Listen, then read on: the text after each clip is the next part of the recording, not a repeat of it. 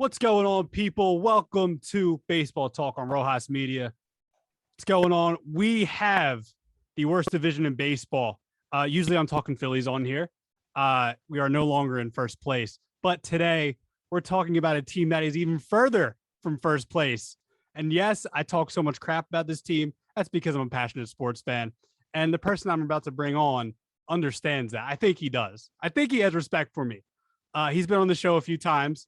He is an avid Mets fan, Mets writer, baseball expert, Matt Musico. What's going on?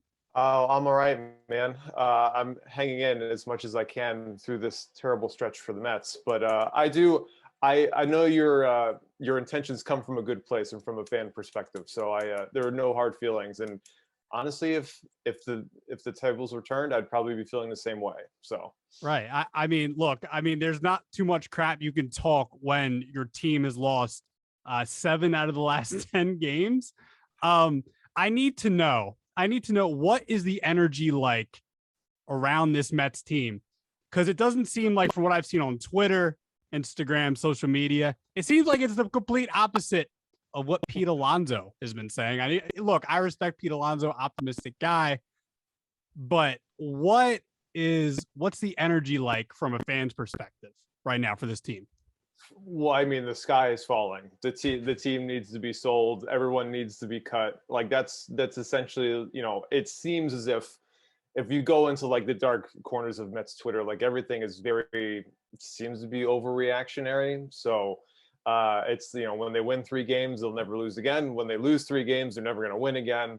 So, I mean, obviously with this kind of stretch that they've gone through, I think up till like maybe 2 weeks ago, they hadn't lost more than 3 games in a row all year. And now they've done that twice in the last 2 separate times in the last like 12 games. So it's definitely been pretty dire.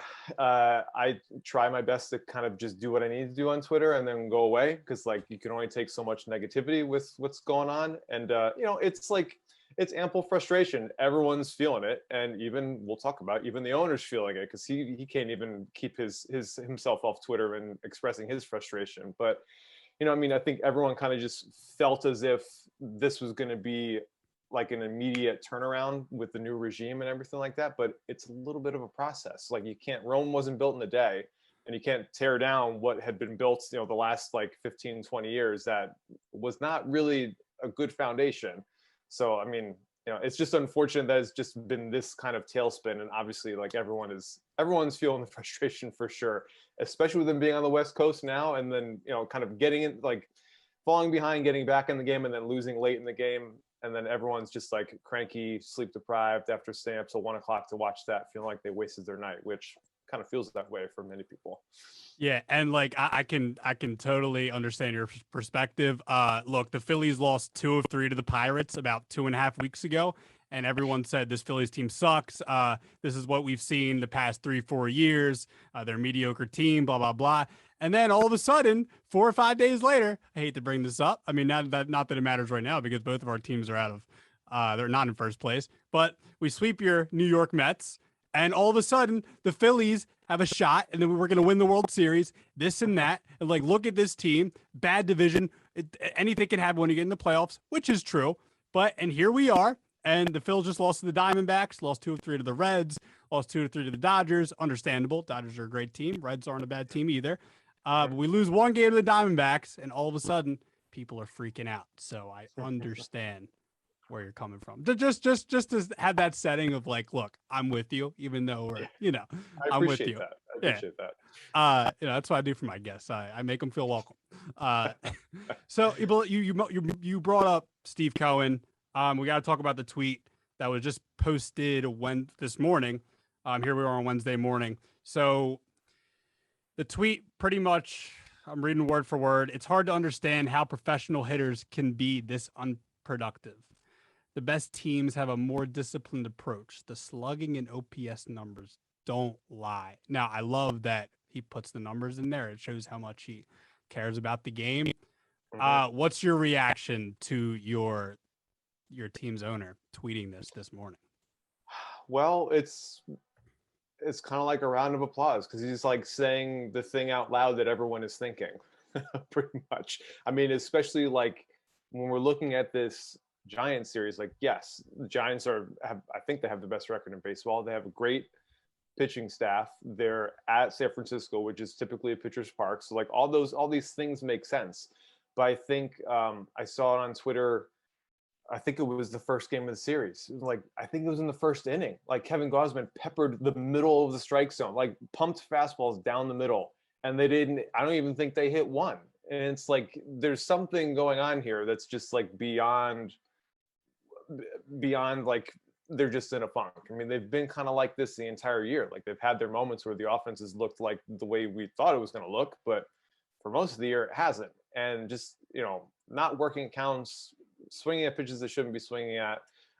They don't have a good approach. And maybe now in hindsight, like it wasn't necessarily Chili Davis that was the problem. Not that it ever really was, because it doesn't really matter what the plan is. The players have to go out and execute it too. And clearly that hasn't really been happening. But I have no problem with what he said. I mean, like anytime he tweets, I always kind of like brace for impact because, like are there any other owners on Twitter? There might be, but they're not as active as he is if they are. Well, baseball owners at least. But it's like, it's nice to see that he's paying attention in the way that we're paying attention to, because obviously he was a fan just like us. So he kind of has that same mindset. And obviously he has other people working for him in the front office to kind of keep a little bit more of a level-headed approach when he's feeling angry and frustrated like he is. But it's nice to see that he, like he said earlier in the year, that he like lives and dies with every inning, and has been doing a lot of dying these last 3 weeks. So, but I have no problem with it. And there have been some things that he's tweeted. I'm like, like you probably should have asked someone about that first before you tweeted it. But this one was fine. Everyone's thinking the same thing. I mean, didn't he get off Twitter for a while? I thought that he like got on Twitter once he was announced that he was the owner, and then like he was getting peppered, I think, with like idiots on Twitter that say things that they might not say to his face, but they say it on Twitter. This is just me trying to remember back to like March or April, I think it was. But he got off Twitter for a little while. And so I guess obviously he's been active recently. Has he been active throughout the season, or did he take time off? Like how much time did he take off before he came back? I can't remember when exactly he came back, but it was a decent layoff. I think it kind of stemmed around the GameStop fiasco, like with the stock stuff and the Robinhood thing and everything like that. Because I think people were kind of attacking him there, and then he was answering, and that didn't go well, obviously. So he was, especially like once he took over like the ownership where the sale was final through the offseason, he was very active, not necessarily just like tweeting himself, but just responding to people. Once he came back, I would say it had to have been at least like a month or two or something like that. When he came back, like he's been much less active. He's still like, depending on what fans reach out to him about, like sometimes they're like ticket issues or things like that, he'll say that he's looking into it or something like that. But he's definitely, obviously, like he said himself, he's got a day job too, so he's got other stuff to worry about, to also to finance the team itself and put the talent on the field eventually. But so I would say it's very sporadic with him now, and I think that's on purpose because of what's been happening in the past. But it was the same thing with his wife. His wife was on Twitter, and she deleted her Twitter account, and she ended up going on Instagram, I think recently, maybe like within the last month or two. But yeah, so I mean, he's definitely active and probably sees a lot of the stuff, but he's not answering nearly as much as he was when he first took over. Okay. And so he's talking about the offense here, and this offense is supposed to have a lot of talent, from the outside looking in. For me, I mean, look, you got Pete Alonso, you got Francisco Lindor, Michael Conforto. Two of these names I just named haven't had a good year. You got to talk to me about Michael Conforto's in a contract year. He wants big money. Lindor got his money, and Lindor hasn't performed. Talk to me about the offense, because you mentioned Chili Davis. Obviously, he wasn't the problem. Like, I mean, I know that, it hasn't been fully healthy all season long. They've had injuries, but like, I expected this offense to be better than second in runs scored in the national, or excuse me, second to last in runs scored, right behind the Pittsburgh Pirates, or in front of, excuse me. Talk to me about the offense, because I mean, there's no way that they should be this bad.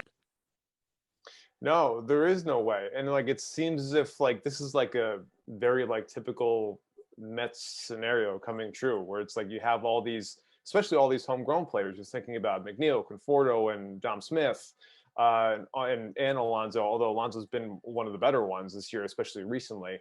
They're all underperforming their typical career norms, and it's frustrating to watch. And especially even like last night, like McNeil had one or two bats that just did not look good, just from a pure approach standpoint. And it could just be at this point where they're just starting to press, especially in this tailspin that they're in, trying to make something happen. But yeah, I mean, just like it seems as if everything that can go wrong will go wrong. And like the way that it's happened, like their best month of the year is when everyone was hurt. They were 17-9 in May. And that was really the only reason why they were in first place for 3 months, because before then, I think in April, they were like 9-11. And they had the good month of May. They played 500, legit 500 ball the next 2 months after that. And then this tailspin happened. So they, were treading water, and they were just doing just enough because nobody else was getting hot. And then the Phillies and the Braves got hot enough to overtake them, while the Mets just continued to play even worse than they were in the 2 months prior as well too. It's just it's been really confusing, frustrating, especially when with leaving the runners in scoring position on base, just stranding those runners. It seems as if they have consistent opportunities to actually get themselves back in the ball game, especially when we're looking just obviously in the recent past, but just this Giants series. The Giants jump out to an early lead, the Mets put runners on, they can't cash in, and then they wait until the later innings to get themselves back in the game, whether it be within a run or two or tie it, and then they just end up breaking down towards the latter part of the innings, to a latter part of the game, to not win and go home with another loss. So it's just they need to start to pick things up earlier on in games, because it's tough to constantly be working at a deficit, and that's what they've been doing, especially during this rough stretch that they've been going through. Yeah, and talk about the acquisition of Javi Baez, because he was the big name that they got at the trade deadline. It seemed like a lot of Mets fans were excited about that. Now he is currently injured, but in the 10 games that he did play prior to the injury, look, slash line 171, 216, 343, not good at all. Look, we knew he wasn't an on-base guy, likes to swing a lot, has some power, he's got the star power. I said, man, him and Lindor could be really fun in New York. But look, he's currently hurt right now. What are your observations of Javi Baez so far? And do you think when he comes back from injury, do you think he could help this struggling offense at all? And do you expect him to? Well, I don't really expect anything anymore. I don't think, because if you don't expect anything, you'll never get disappointed. Exactly. But I mean, I think he has the potential to be able to do so. I mean, if he can get hot, he can certainly put the team on his back and at least like ignite the offense a little bit and have somebody other than just Alonso hitting homers and driving in runs and stuff. But what we've seen from Baez in this first little bit of him as a Met, it's not necessarily surprising. I mean, this is kind of who he is. He's very much an all or nothing hitter. He likes to swing the bat, doesn't get on base a ton. When he connects, he typically can hit the ball hard, which he did a couple times, hit a couple home runs, and he provides plus defense, which he had before he got hurt. So obviously a lot of Mets fans are just saying, well, you should have just gotten Bryant instead of Baez, because Bryant was the one that we really needed. And it's like, yes, that makes sense, but it takes two to tango. And I don't know if you saw, there was a report on SNY yesterday. Andy Martino was reporting it, saying that he kind of like asked around a little bit to see, just kind of talking a little bit more about the Mets deadline approach. And they were trying to engage the Cubs constantly about Bryant, but just the organizational depth or lack of depth that they have in the minors just was non-existent. And like the Cubs were looking for two like second tier, like, I guess like the latter half of like the top 10 or top 15 players for Bryant, which is what they got from the Giants, but they didn't like any of the players that the Mets had in that particular tier that they're looking at. So they never even got the Cubs to exchange names. And it's not as if the front office wasn't trying, because this same report was saying that they were trying to engage the Cubs on a huge mega deal that had included Baez, Bryant, Kimbrel, and Trevor Williams, with top prospects going the other way. So who knows? We don't know who the prospects were necessarily, but they did all that they could to try and get some of the players that they need to get. to really like boost up this offense, and it didn't happen because the Cubs just simply, they didn't want to have those types of players that the Mets were willing to give them.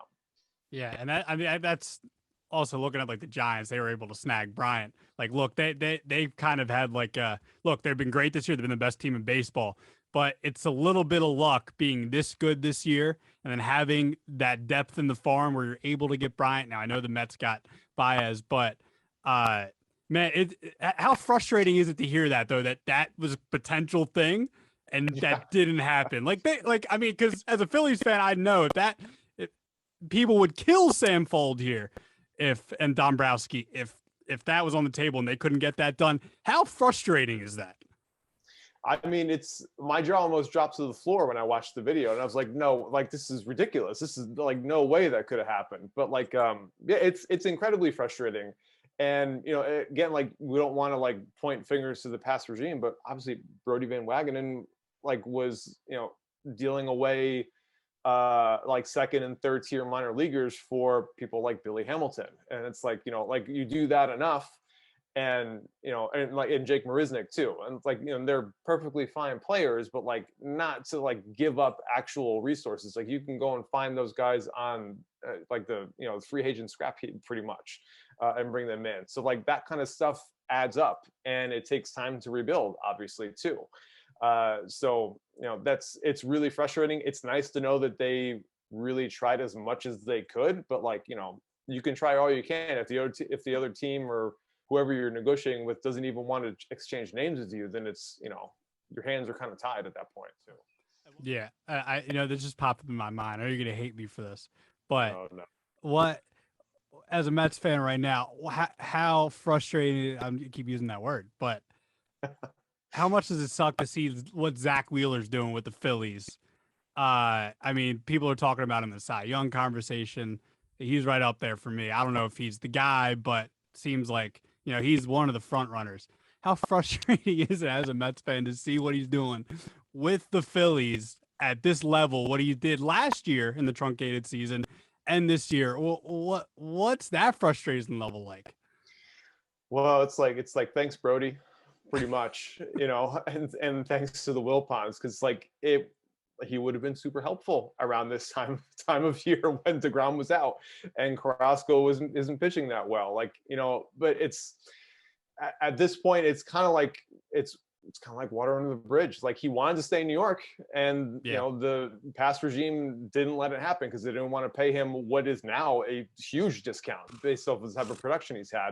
And it's impossible not to be happy for him, because you knew that this was the type, like he had this kind of pedigree. You kind of knew that like if things went right, this was the kind of pitcher he was going to be. So it's nice to see him actually doing it and enjoying it. He deserves it because of all the stuff that he went through with Tommy John and the setbacks and things like that. But yeah, it sure would be nice to be able to have him in the rotation right now, because when he came up in, what was it, 2014, I think. Yeah, he was a part of the future. We were thinking, all right, he's gonna be here for the long haul, just like Harvey and just like Syndergaard, just like DeGrom, and only Syndergaard and DeGrom are left, and who knows what's gonna happen with Syndergaard now too. Yeah, I expected him to come up at some point, but he's just, the injuries have lingered for him. I mean, I just hate keeping to beat it into you, but like, there was that game 2 weeks ago when Wheeler, the 2-hit shutout, right? I mean, it's all too poetic. And when we got him, we were like, a lot of the fan base was like, oh, this is an overpay. You're giving him all this money. And like you said, it's been a big discount. So thank you. Yeah. We like to thank you, Matt. You're very welcome. You're taking good care of him, so that's all I can ask for. Yes. All right, so let's just close out. I mean, look, man, the Mets, tough stretch. I mean, even if they were playing a little better, they're in a tough stretch right now as far as what the schedule's looking like. You got swept by the Giants, correct? What was that? No. Swept by the Dodgers. Hopefully, sorry. I mean, we're Wednesday morning here. The Mets play at 3:45. Hopefully, they don't get swept by the Giants too, but obviously, it's not looking great right now. So, I mean, that's Dodgers, Giants. Dodgers again and then the Giants. Oh my gosh! And then the Giants at home. Yeah. Ooh. it lightens up after that, which some people are on Twitter are saying like, if they can just get there, because I think they have like the next like 14 games after that are against like the Marlins and the Nationals. Yeah. It's like, okay, yeah, but like we can't go 0-13 over this stretch and then expect to like go 14-0 and like be right back where they are. So it's like they have to like win at least a couple games to get to that point. So I mean, it may be a moot point at that once we get there. Because it was something I talked about on Metsmerized last week. The Mets obviously have this really difficult stretch that they're currently in. The Phillies are somewhat difficult, but they also get to deal with the Diamondbacks for a couple times. But the team who has like the best stretch between the 13th and the 26th is the Braves, and they're taking advantage of it right now too. So, yeah, I mean, sorry. All right, so what do the Mets have a chance? Do you see any scenario where they end up first place in the NL East? They're playing in October, and if not, who do you expect to win the division? Well, I think as an optimistic fan, and to not like put myself down too much in the middle of August after this year that had been kind of exciting, of course there is a chance. There's always a chance, and especially like after the year like they had in 2016, they were as late as like it's pretty almost identical right now. As late as like August 20th, they were like 60-62, completely dead in the water. They got Asdrubal Cabrera and Yoenis Cespedes back in the lineup, and then they finished 87-75 and went to the wild card playoff. Obviously lost, but still, like we all thought they were dead at that point too. And then they went on this insane run that nobody expected, and they were able to do it with probably not as much talent on the roster as they do have now, hypothetically speaking. So I mean, there's an opportunity. I mean, and they still have half of this stretch left to go. If they can at least, I don't know, go 500 to at least like have some semblance of building up their ego again, or their self-confidence, or whatever you want to call it. I'm sure Pete Alonso still feels that way too. If they can just get to that 14-game stretch and at least take advantage of it, because they took advantage of it against the Nationals the last time they saw them, but not against the Marlins. They actually have to play and win those games. Of course, there's a shot. But I mean, at this point, I don't know. I haven't looked specifically at what the schedules look like beyond, the end of this month. But it certainly feels like the Braves are just kind of getting hot at the right time. And they have, even though they don't have Acuna, Ozzy Albies has been carrying the offense quite a bit. And Dansby Swanson's gotten hot. Obviously, they have Freddie Freeman, and they're kind of, they're the 3-time defending champs. Like they've been here before, and they've been able to kind of get through it. So like, I wouldn't be shocked if they're the ones that end up just getting hot and not necessarily running away with it, because I don't think anyone's running away with this dumpster fire division. Yeah. But they could be the ones that end up playing in October.